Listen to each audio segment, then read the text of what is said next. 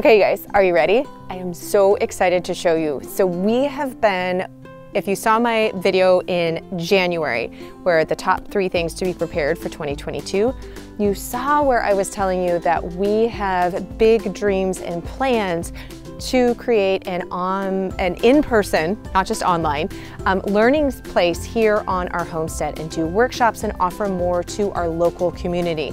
And so we have this, it's just a 10 by 20 shed that we have put a porch on and that we have been working on getting finished inside so that we actually have a place where people can come and learn, but we'll be able to offer some of our local homestead things like extra eggs, meat birds, and our new herb gardens going in where we will be offering any excess herbs that we have for people who are local in our community.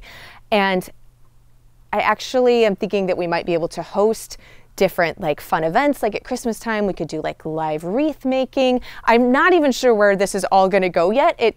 I feel like I just keep getting ideas, and it's all about getting together in person and learning and having fellowship and community together. But I wanna show you, because we are finally we're able to move things in, and I wanna show you, I don't even know yet what we're gonna call it. I don't know if it's gonna be like the Norris Homestead Farm Store. I don't know yet, but I'm so excited to show you.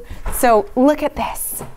From the last time, we have lights and walls, and we've got electricity. And I have to share with you, this piece here came from my husband's grandmother's home.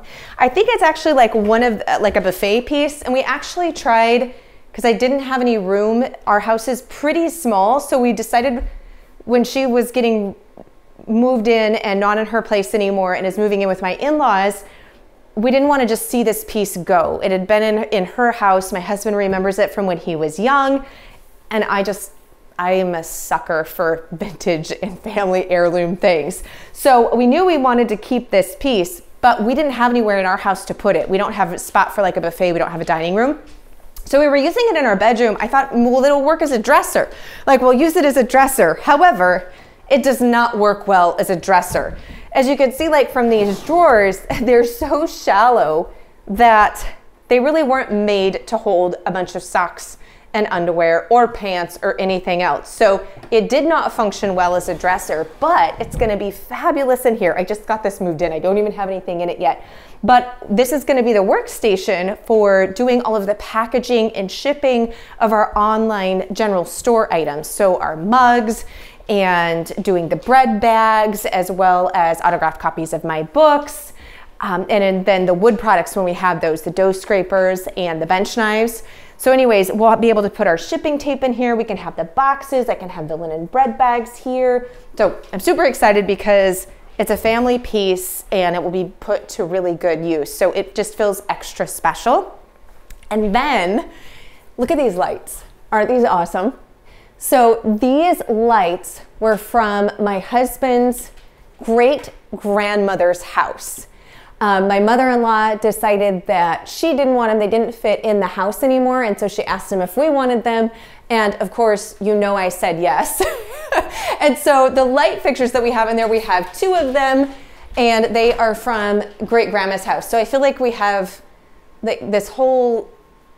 all these different pieces from my husband's family are coming together to create this dream of a place that hasn't even like fully blossomed yet. I'm sounding very poetic, aren't I? But if you can't tell, I'm super excited. So we got, hey, you need to go out, thank you. He's very excited too. So we just got the flooring put in, and we've got this, and I went with something that had a lot of different tones in it because we've got some other antique pieces and vintage pieces that we're gonna move in here. And I didn't want to paint them, but I wanted it to be able to all flow together visually. So we went with this, and hopefully it will help to hide the dirt, because this is definitely a working farm and there is going to be dirt tracked in to the store. And then this worked out great because I now have room to do more expansive seed starting, and because we are putting in a whole new herb garden with medicinal flowers as well as cut flowers for beauty, I needed to have a larger space so that I can start a lot more seed trays. So this is the first batch of seed trays. I actually have about 4 more that will be coming in over the next few weeks. So this will be like the little mini nursery greenhouse section here until these are all ready to go out and get planted. And we've been on our homestead since 2006. We actually moved in November of 2006. And we've really went back and forth on, do we want to move somewhere that has larger acreage? Do we want to move to another state? Do we want to move out of Washington? And when we first moved in, we put in a manufactured home, which if you watched the video where I talk about mistakes that people make when they're looking for the perfect homestead and living within your means, you'll see all about that. But when we put in the manufactured home, which is like a fancy way of saying it's double wide, we knew that if we were still here, in 16, 17 years down the road, which we are now, that we would need to put a new roof on it because it just comes with like a comp roof, and we knew we wanted to put a metal roof on if we were still here and still in the home. We kind of thought when we first got it, like, well, maybe down the road we'll decide to do a stick-built home and then we can move this off and put in, your dream house. So that was kind of the thoughts. Well, here we are now, 16, 17 years later, and we needed to put a new roof on. We got 3 feet of snow this year, and then we had 3 feet of snow, and then it started to rain on the snow. It switched over to rain. And so my husband and I were on top of the roof of the house. Shoveling off the snow because 3 feet of snow is actually extremely heavy. And because it's that comp roof and it's not the metal, the snow doesn't just melt and slide off. So we are both in our 40s right now. And one, we discovered as we were up there that we definitely needed to do a new roof. There was no more putting it off. And we also were like, this is a lot harder than I remember it being when we had to shovel off the roof about 10 years ago. So we decided to go ahead and do the metal roof. But as we were making that decision, it was kind of like, if we're gonna put a whole new roof on here, then is this going to be what we're going to stay in? Or are we going to take this off and build a new house? Because if we're going to build a stick-built custom home, it doesn't make any sense to invest that much money in a roof on this one. We would just need to get started on that. So we really went back and forth on it. And we ultimately decided that it was kind of silly to do the expense of a custom-built home when this has 2x6s. Yes, it needs a new roof, but the layout and all of the stuff inside, like, we just really couldn't justify spending hundreds of thousands of dollars to build a custom home just for the sake of building a custom home. So instead, we decided to put a new roof on and make this what we need it to be. So this is an office. So I'm gonna actually have a dedicated office rather than a literal 2-foot section of the corner of the kitchen. So we'll have an office space on that side. And then I think I'm actually more excited about this side. I'm gonna have a walk-in pantry, you guys. Like, food storage will no longer have to be underneath my bed and in our bedroom and in every other nook and cranny. So this will be a dedicated walk-in food storage place where the freeze dryer will be. That will actually be in the house. I won't have to go out to the shed anymore. So we decided that if we're putting the roof on, we're just going to extend the roof and also do wraparound porches. So this is the door that we normally use to go into the house, which you can see is under construction. So this right here is going to be the wall of the pantry. So it'll go right to there. And then to access it, there'll be a wall that's cut. Well, the wall will be cut, but there'll be a hole cut in the wall. So there'll be an access point that you'll be able to walk from inside the house into the pantry and then go right into the office. So it's so exciting though, because every day I get to come outside and peek and be like, oh, look what they have done today. It's like getting a present every night. So we're putting on a covered porch because here in the Pacific Northwest, in the west side of Washington State where we live, which is in the northern part of Western Washington, we get a lot of rain. In fact, where we live, we get over 70 inches of rainfall a year. So a covered porch is a necessity because even pressure treated or cedar, it rots. Like, we just get so much rain that it ends up rotting. So we decided to go with the Trex and covering it so that we don't ever have to hopefully stain this, paint it, or replace it.